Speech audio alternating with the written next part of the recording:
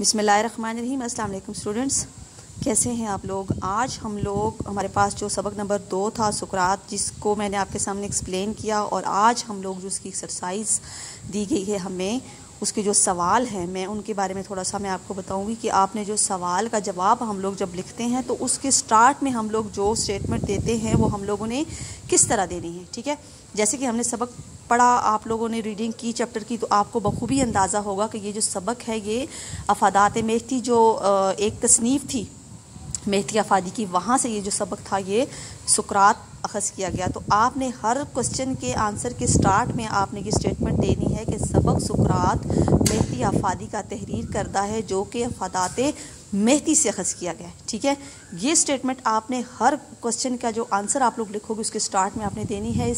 इसका ये असर होगा कि जो चेकर होगा, जो एग्ज़ामिनर होगा आपका, वो इस चीज़ से बखूबी वाकिफ़ हो जाएगा कि ये जो बच्चा है आया इतना ये नॉलेज रखता है कि इसे पता है कि ये सवाल जो है ये किस सबक से लिया गया है और इसके जो राइटर हैं वो कौन है। ठीक है, तो ये स्टेटमेंट आपने मस्ट हर क्वेश्चन के स्टार्ट में आपने देनी है। तो चलते हैं, हमारे पास जो यहाँ पर एक्सरसाइज में हमें सवालात दिए गए हैं। पहला सवाल हमें यहाँ पर दिया गया है मुख्तसर जवाब तहरीर कर, यानी कि हमने इन सवालात के जवाब जो हैं वो मुख्तसर लिखने, हमने ज़्यादा डिटेल में नहीं जाना। तो क्या है हमारे पास यहाँ पर पहली जुज़, सुकरात के मुखालिफिन ने उन पर क्या इल्ज़ामात लगाए। जैसा कि आपने सबक की रीडिंग की, आपको पता है कि इसमें क्या जो इल्ज़ामात थे, उनके जो मुखालिफिन थे उन लोगों ने क्या लगाए थे, तो उसका जो जवाब होगा आपने इस सवाल के बाद आपने लिख लेना है। ठीक है, आगे जुज़ नंबर बे हमारे पास है सुकरात के लिए क्या सज़ा तजवीज़ की। जैसे कि मैंने आप लोगों को लेक्चर के दौरान बताया था कि उन्हें जेल में एक प्याला दिया गया जहर का। ठीक है, तो जो उनकी सज़ा थी वो उन्हें एक जहर के प्याले की शक्ल में उन्हें दी गई। तो जो जीम यहाँ पर हमारे पास जो है, सुकरात को फ़ौज में क्यों भर्ती होना पड़ा, क्या ऐसी रीज़न थी, क्या ऐसी वजूहात थी जिनके बिना पर सुकरात को फ़ौज में भर्ती होना पड़ा, तो वो आपने रीज़न यहाँ पर मेंशन करनी है। उसके बाद है दाल, जो हमारे पास है सुकरात के शागिर्दों के नाम लिखें। अब सुकरात के जो शागिर्द थे दो, जिनमें से एक ज़ुनूफ़न और दूसरा अफलातून था, ये आपने स्टेटमेंट स्टार्ट में देकर सबक का हवाला देकर फिर उसके बाद आपने दोनों के नाम यहाँ पर मेंशन कर देने हैं, और ये आपका होमवर्क है, आगे आपने लिखना है नोटबुक्स के ऊपर। आगे है हमारे पास जो सुकरात की तालीमात का खुलासा अपने अल्फाज में लिखी। मीन्स कि उन्होंने जो कुछ कहा, उनके जो ख्यालात थे, जो तसव्वुरात थे, जो वो सोच और फिक्र रखते थे, वो आपने यहाँ पर इस जो सवाल है इसके जवाब में आपने तहरीर करना है। उसके बाद वाओ हमारे पास जो है, सुकरात ने कितने बर्स की उम्र पाई, ये भी हमारे चैप्टर के अंदर था कि उसने कितने बर्स की उम्र पाई, वो आपने यहाँ पर इस सवाल के जवाब में लिखना है। आगे चलते हैं हम लोग अगले पेज पे। यहाँ पर हमें ब्लैंक्स दी गई हैं। ठीक है, खाली जगह मुनासिब अल्फाज से पुर करनी है हमने। सुकरात का बाप एक डैश था, क्या था ये हम लोगों ने चैप्टर के स्टार्ट में ही पढ़ा कि वो क्या था, एक बुतराश था। तो इसी तरह जुज़ बे हमारे पास है, सुकरात के नज़दीक किस चीज़ का डैश करना एक फजूल काम है। तो इस तरह ये यहाँ पर हमारे पास जो ब्लैंक्स दी गई हैं, आपने इन ब्लैंक्स को बुक के ऊपर फिल करना है। ये आपने नोटबुक पे नहीं लिखनी, ये आपने बुक के ऊपर फिल करनी है। ठीक है, उसके बाद है इस मजमून का खुलासा अपने अल्फाज में लिखें।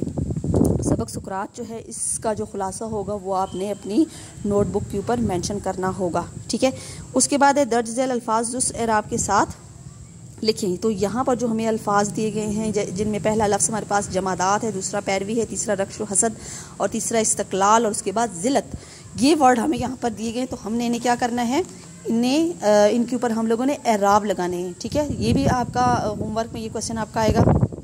उसके बाद है सवाल नंबर 5, तहरीक पाकिस्तान के किसी रहनुमा की ज़िंदगी और खिदमात पर एक मुफस्सल मजमून लिखें।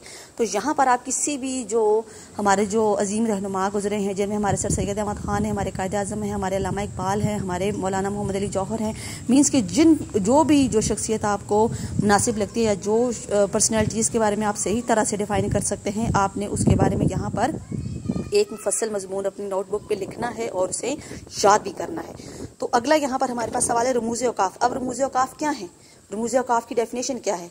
रमूज़ औकाफ दो फ़िक्रों, दो जुमलों या दो फ़िक्रों के दरमियान मुनासिब जो ठहराव या वक्फा हो, वो चीज़ क्या कहलाती है, रमूज़ औकाफ, जिन्हें हम लोग इंग्लिश में क्या कहते हैं, पंक्चुएशंस। ठीक है, तो या जैसे इंग्लिश में पंक्चुएशंस होती हैं वैसे उर्दू में हम लोगों ने क्या कहेंगे, रमूज़ औकाफ। जैसे हमारे पास वावैन यहाँ पर इन लोगों ने दिया गया वावैन। अब वावैन क्या है, जिसे हम लोग इंग्लिश में इन्वर्टेड कॉमास कहते हैं। ठीक है, हम लोग किसी भी जब कोई इक़्तिबास दिया जाए या किसी कॉल नकल किया जाए तो इसके आगाज़ और इख्तिताम पर जो अलामत लगाई जाती है वो क्या कहलाती है, वावैन, किसी ने क्या खूब कहा, खुदा उनकी मदद करता है जो अपनी मदद आप करते हैं। मीन्स के ये एक ख़ास लाइन है, ठीक है। तो इसे हमने, ये किसी का कॉल था और हमने इसे किस चीज़ में लिखा, वावैन में लिखा। अगला हमारे पास है सवालिया।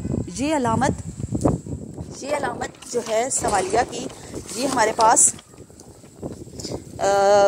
इसमें ये अलामत सवालिया जुमलों के आखिर में लगाई जाती है। जैसे क्या तुम कहा हो, मैच कौन जीता। तो ये सब जो है ये आपने याद करना है और अपनी नोटबुक पे आपने इसे लिखना है, ठीक है।